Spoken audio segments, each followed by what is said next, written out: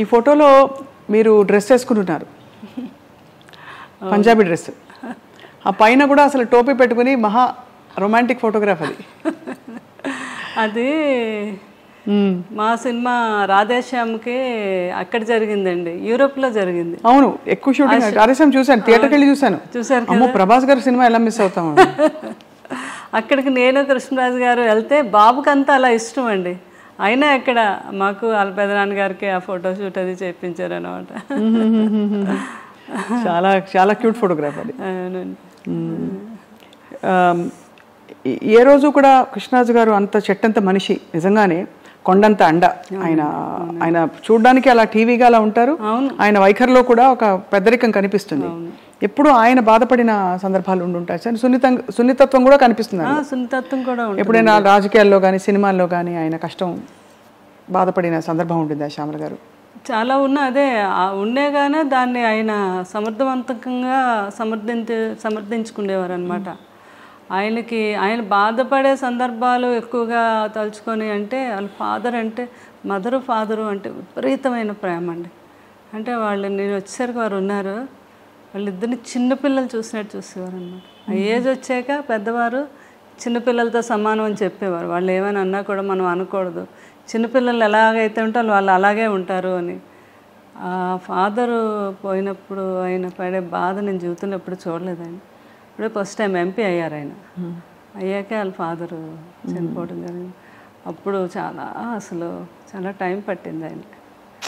తర్వాత ఫాదర్ ఎంత ఇష్టమో వారి బ్రదర్ అన్న అంతే ప్రేమ అండి. సూర్యనారాయణ రాజు గారు, ప్రభాస్ గారు ఫాదర్. అప్పుడైతే అండి అసలు ఎవరికీ తెలియదు, రూమ్లో ఇలా తెలియగానే అలా కుప్పకూలిపోయారు అనమాట మనిషి ఆ రూమ్లో. పిల్లలందరూ దగ్గర ఉండి నేను సముదాయించి, మీరు ఎలా అయితే బాబాల్ని మీరు వాళ్ళకి మళ్ళీ ఇప్పుడు మీరే అండదండలు కదా అవన్నీ చెప్తే అప్పుడు కొంత పోయాక అప్పుడు తెచ్చుకొని స్టామినా, అవును కరెక్టే అది, ఆ పిల్లల్ని చూడాలి కదా అని. తర్వాత ఉన్నవన్నీ ఆయనకి అసలు ఏదైనా నథింగ్, కష్టం ఇండస్ట్రీ రెబల్ అంతే కదా. ఇండస్ట్రీలో సినిమా పరిశ్రమలో ఆయన బెస్ట్ ఫ్రెండ్స్ ఎవరు కృష్ణరాజు గారికి? కృష్ణ గారు అంటే చాలా ఇష్టం. వాడిద్దరు కాంబినేషన్ అసలు ఎంత ఇష్టం అంటే కోవిడ్ టైంలో కూడా ఇంట్లో ఇద్దరు ఫోన్ చేసుకునేవారు. ఏం కృష్ణ నీకేం కావాలి, మంచిగా చేపల పులుసు అవన్నీ పంపించినా నేనంటే అవన్నీ పంపించు కృష్ణరాజు, నువ్వు కూడా రావాలి మా ఇంటికి భోజనం అని ఆయన ఫోన్ చేయటం. చాలా ఇదిగా మాట్లాడుకునేవారు. విజయ నిర్మల్ గారు చాలా ఇష్టం అండి కృష్ణ గారు అంటే.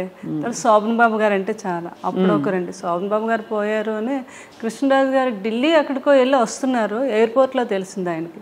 నేను అప్పుడు ఆ రోజు వెళ్ళలేదు, నేను ఇంటి దగ్గర ఉన్నాను. అక్కడ విలేకరులు అందరూ పరిగెట్టి కృష్ణరాజు గారు వస్తున్నారని తెలిసి ఇలా శోభన్ బాబు గారు ఇలా అంటే ఇంకా అంతే అండి, ఆయన ఇంకా షాక్కి వెళ్ళిపోయారు. అంటే ఎవరు ఊహించినది కదా శోభన్ బాబు గారు. అప్పుడు ఒకరు చాలా ఇష్టం శోభన్ బాబు గారు అంటే. ఎవ్రీ ఇయర్ జనవరి 20 కృష్ణరాజు గారు బర్త్డే. అప్పుడు శోభన్ బాబు గారి బర్త్డే కూడా సంథింగ్ అదే టైం జనవరిలోనే. ఆయనకు బాగా గుర్తు, జనవరి 14th 15th ఏదో ఆ టైంలో ఫోన్ చేసేవారు కంపల్సరిగా కృష్ణరాజు గారు. ఒకసారి నాకు కూడా ఇచ్చారు శోభన్ బాబు గారితో వాడితో మాట్లాడి ఇద్దరు ఒరేవారు అనుకునేవారు. శోభన్ బాబు గారు అమ్మ వాడికి పిల్లలంటే చాలా పిచ్చమ్మ అంటున్నారు నాతో. కృష్ణరాజు గారు పిల్లలంటే చాలా ఇష్టం అని. అలా అంతా బాగా తర్వాత మురళీమోహన్ గారు అంటే చాలా ఇష్టం. అందరూ ఆ తరంలో ఒక ఆత్మీయత, ఒక కలుపుగోలుతనం ఉండేది కదండి. అలా అండి అసలు ఇప్పుడు తర్వాత తరంలో కొంచెం మారిపోయాయి. మళ్ళీ అంత ఫ్రెండ్స్ ఎవరు లేరు, అందరూ గిరిగేసుకుని లోపలే ఉంటున్నారు.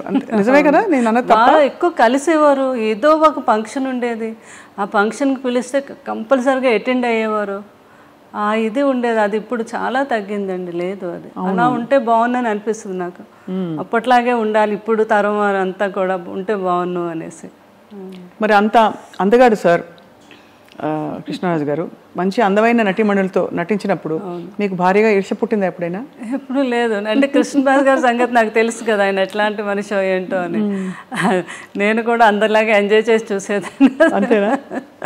రాధిక్ గారు వీళ్ళందరూ నవ్వేవారు కూడా బాగా. వాళ్ళు మన ఇంటికి వచ్చేవారు, జయప్రద గారు, జయసుద్ గారు, కృష్ణరాజు గారి గురించి చెప్తా ఉంటే నేను ఎంతో ఆనందం. అమ్మ షూటింగ్కి వచ్చినా కూడా సార్ ఎంత గొప్పతనం అంటే లాస్ట్ వరకు నిల్చొని మేమందరం ఎక్కి షూటింగ్లో ఆడపిల్లలు ఎవరు వెళ్ళే వరకు కూడా ఆయన వెళ్ళేవారు కాదు షూటింగ్లో, అంత రెస్పెక్ట్గా చూసేవారు మమ్మల్ని అని. సో అంత గొప్ప వ్యక్తి కృష్ణరాజు గారు.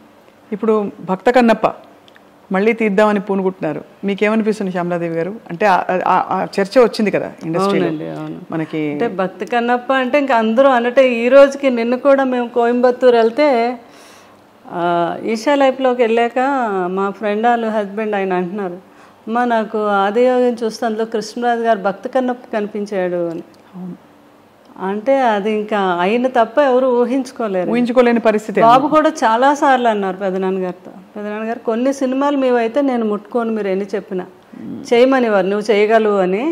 నో, అది only one rebel star Krishnaraju గారు మీరే చేయాలి, భక్తి కన్నప్ప క్యారెక్టర్ అనేది నేను కూడా చేయలేను అని ఎన్నోసార్లు చెప్పడం జరిగింది బాబు.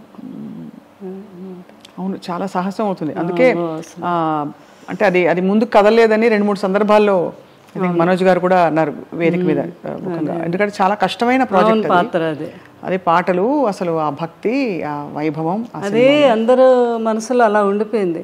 ఆ బాపు రమణల డైలాగులు ఏంటి అసలు, అబ్బాబాబా అది మాటలు కాదు కదా. వాణిశ్రీ గారు, రావు గోపాలరావు గారు అప్పుడు ఆర్టిస్టులు చేయటం అనేది అదొక కళ అనమాట. అది ఎన్టీ రామారావు గారే కృష్ణరాజు గారు తీసుకెళ్ళి మీరు రావాలి తప్పకుండా చూడాలి అంటే చూసి ఇంటర్వ్యూలు మధ్యలో విశ్రాంతి ఇవ్వద్దన్నారంటే కంటిన్యూ చేయండి, నేను ఇంకా అసలు కంటిన్యూ చూడాలి ఈ మూవీ అని.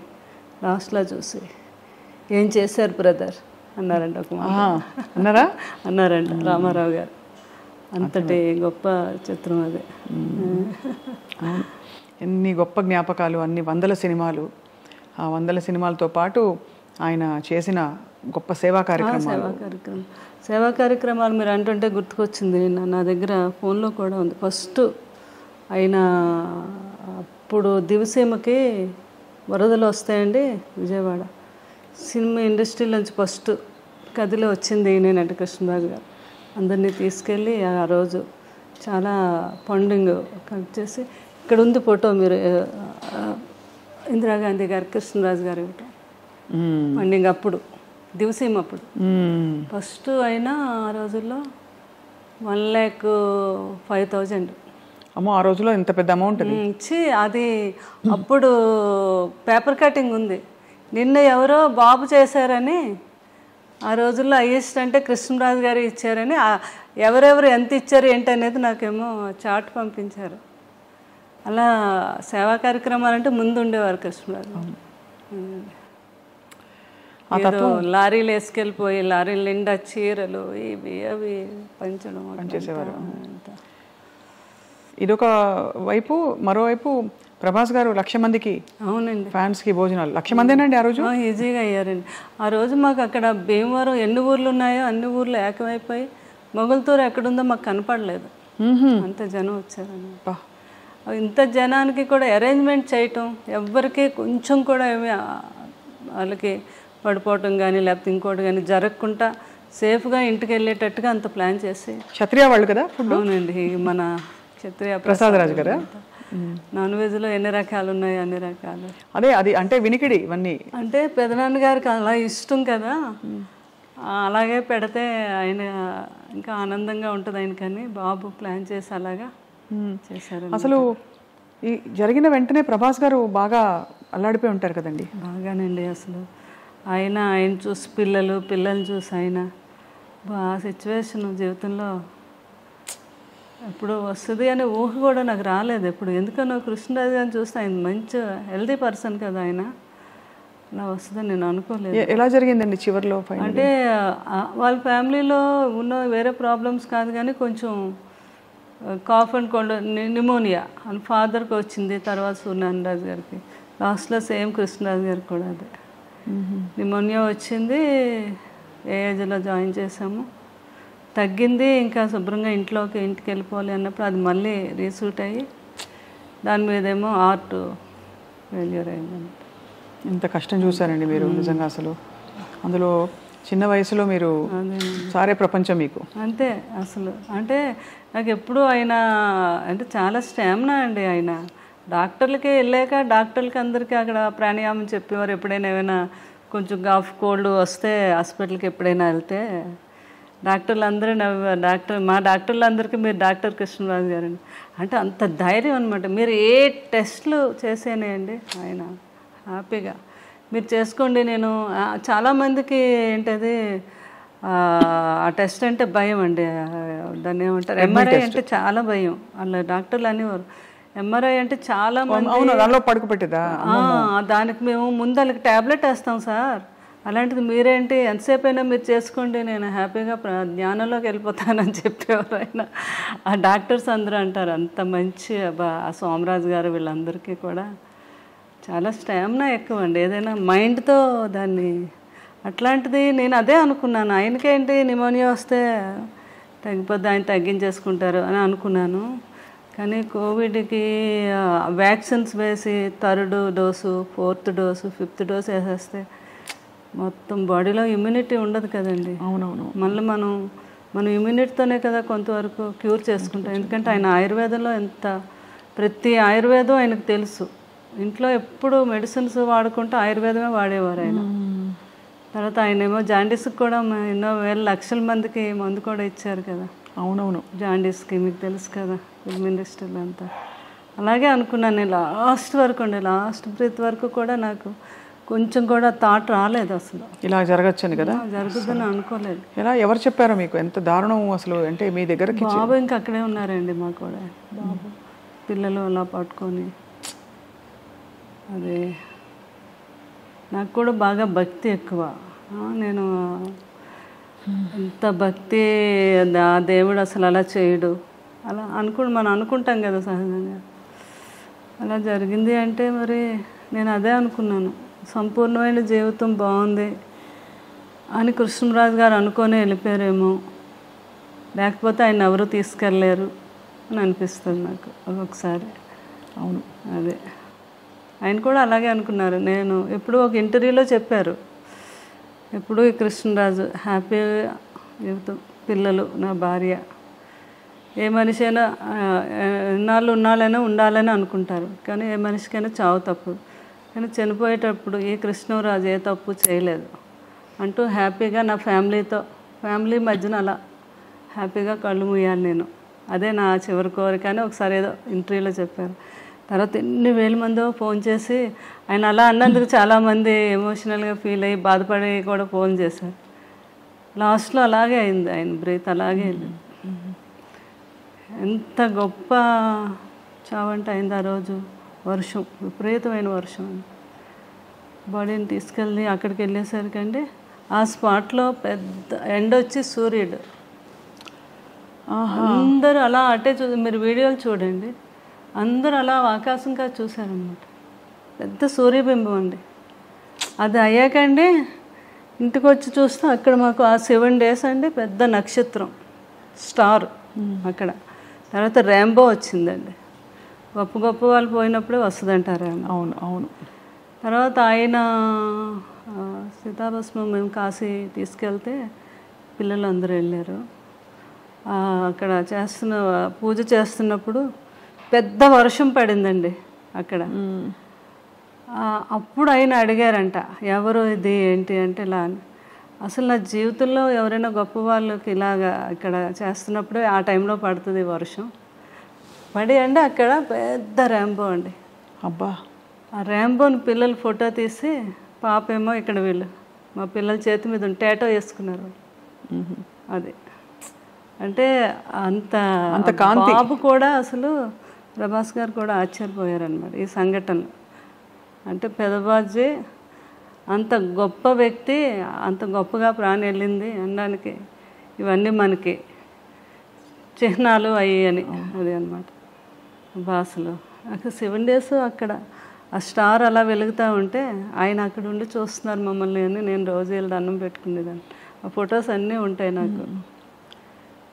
మీరు ఎంత ఒక భక్తురాలు నిజంగా ఒక ఎలా అయితే భక్తి భావన ఉంటుందో అటువంటి భావన మీరు అవునండి మీకుంది వారి పట్ల. అది వారి అదృష్టం.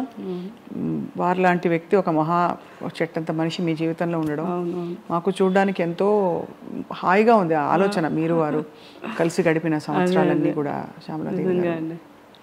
ఈరోజు ప్రతిరోజు ఆయనకి నచ్చిన వంట పులుసు ఏది వండిన ఫుడ్ కొంచెం పట్టుకెళ్ళి ఆయన దగ్గర పెట్టి ఆయన మొన్న బాబు పులుసు పెదబాజీ పులుసు ఎప్పుడు వండి పంపించేవాళ్ళం కదా మేము బాబుకి. కృష్ణరాజు గారు తయారు చేయించి పంపేవారు. కూర్చొని ఇంకొక 10 వరకు అలా వెయిట్ చేసేవారు. బాబు దగ్గర నుంచి ఫోన్ రావాలి ఆయనకి. ఫోన్ చేసేవారు, పెదబాజీ పులుసు అదిరిపోయింది అనేవారు అనమాట. ఇంకా చూడాలి. ఒకసారి ఇప్పుడు కన్నం బాగా చేశారు అంటే, కన్నం జస్ట్ గరిట కలపడమే, అందులో అన్నీ వేసింది నేనే మీరంటారా? కృష్ణరాజు గారు అవునా? Okay okay. ప్రభాస్ గారితో మిమ్మల్ని ఏమని పిలిచేవారు? నన్ను మామూలుగా అనేవారు, లేకపోతే శ్యామ్ అనేవారు, లేకపోతే ఒకసారి ఆయనకి అమ్మడు అనేవారు అనమాట. ఒక్కొక్కసారి అంటే ఒక్కొక్కసారి నన్ను ఒక తల్లిలా కూడా భావించేవారు ఆయన. అంటే నేను ఆయన చూసుకునే విధానాన్ని అలా అనమాట. అంత ప్రేమ ఆయన. ఒక్కోసారి చిన్న పిల్లలా చూసేవారు, పిల్ల అనేవారు. అంటే ఒక స్త్రీని ఎలా సంతోషపెట్టాలి, ఏ మాట అంటే ఆ అమ్మాయి సంతోషపడుతుంది అనేది ఆయనకు బాగా తెలుసు. అదే అనమాట. ఎవరికైనా వెళ్ళి కూడా అదే చెప్పేవారు. కొంతమంది ఏదైనా అన్న ఏ స్త్రీ పెద్దగా ఏమి ఆశ కాదు, తను ఎంతైనా మనం సంతోషమైన ఒక మాట తన్ని మాట్లాడి అన్నాము అంటే దానికోసం తను ఎంతైనా కష్టపడి ఎంతైనా చేస్తుంది అనేవారు అనమాట. అలాగా స్త్రీ యొక్క గొప్పతనం గురించి ఆయనకు బాగా తెలుసు. అంతే కదా, ఆయన ఏదైనా పొగిడితే మనం ఎంత ఆనందపడి ఏదైనా అదే అండి ఏం కావాలండి అది అంటాం కదా, అలా అనమాట. ఏదైనా మంచి శారీ కట్టుకుంటే నేను అడిగేదాన్ని ఎప్పుడైనా, ఏంటి శారీ కట్టుకున్నాను ఎలా ఉంది అంటే, ఆ శారీ కట్టుకోవడం వల్ల ఆ శారీ నువ్వు కట్టుకోవడం వల్ల ఆ శారీకి అందం వచ్చిందని ఎవరన్నమాట. అట్లా పొగట్టులు ఆ రకంగా ఉండేవి ఆయనవి. చాలా హ్యాపీగా ఉండేది. ప్రభాస్ గారు ఏమని పిలుస్తారు మిమ్మల్ని? నన్ను కన్నమ్మ పెదబాజీ పెద్దబాజీ అనమాట. మాలో అలా పిలుస్తారు. అలా అంటారు. అవును, నన్నేమో కన్నమ్మ పులుసు అదిరింది. ఫోన్ లాక్కనే కన్నమ్మ ఓన్లీ గరిటె పెట్టి కలిపింది, అందులో వేసినవన్నీ నేనే కృష్ణరాజు నేర్పించింది మీరు, అంటే మీకు నేర్పించింది ఆయనే కదా. అవును కదా, అలాగనమాట. మీ అంటే ఇల్లంతా కూడా ఇంకా కృష్ణరాజు గారు మిమ్మల్ని చూస్తుంటే అసలు వారు ఇక్కడే ఉన్నట్టు అనిపిస్తుంది. ఇప్పుడు కూర్చుని వింటున్నారు అన్నట్టు. కానీ అక్కడ ఒక నిలువెత్తు విగ్రహం అండి. నేను రాగానే ఉలిక్కి పడిపోయానండి. అసలు మీరు ఎలా అయితే ఉలిక్కి పడ్డారో స్వప్న గారు, ఫస్ట్ టైం ఒక రోజు బాబు నన్ను చూడడానికి ఎప్పుడు ఫోన్ చేస్తారు, ఆ రోజు అనుకోకుండా నేను ఫోన్ ఎత్తలేదు అయింది. ఇలా లోపలికి వచ్చి ఆ విగ్రహం చూడగానే ఒకసారి ఇలా అన్నారనమాట. బాబు ఉలిక్కి పడ్డారు. సేమ్ అట్లాగే ఇప్పుడు ఎవరు వచ్చినా కూడా ఆ స్టాచ్యూ దగ్గర వచ్చి కృష్ణరాజు గారు ఉన్నారు అలా నవ్వుతూ మనల్ని పలకరిస్తున్నారు. ఆ భావన ప్రతి ఒక్కరిలోని. అందుకే ప్రతిరోజు కూడా 2 డేస్కి ఒకసారి ఆ డ్రెస్సులన్నీ కుట్టించాను నేను. ఆయనకి ఇష్టం కదా మంచి బాగా డ్రెస్సింగ్ అంటే చాలా ఇష్టం. నేను నవ్వేదాను. చిరిగిపోయిన బట్టలైనా కృష్ణరాజు గారు వేసుకునేవారు, కానీ నలిగితే వేసుకునేవారు కాదు. ఆయనకు అంత ఇష్టం అనమాట. అవన్నీ కుట్టించాను నేను. ఎప్పుడు 2 డేస్కి ఒకసారి డ్రెస్సులన్నీ మారుస్తాను విగ్రహానికి. అవన్నీ ఆయనకి ఆ సూటు అవన్నీ కూడా. ఆయన గురించి జ్ఞాపకాలు మీరు చెప్తున్న కొద్దీ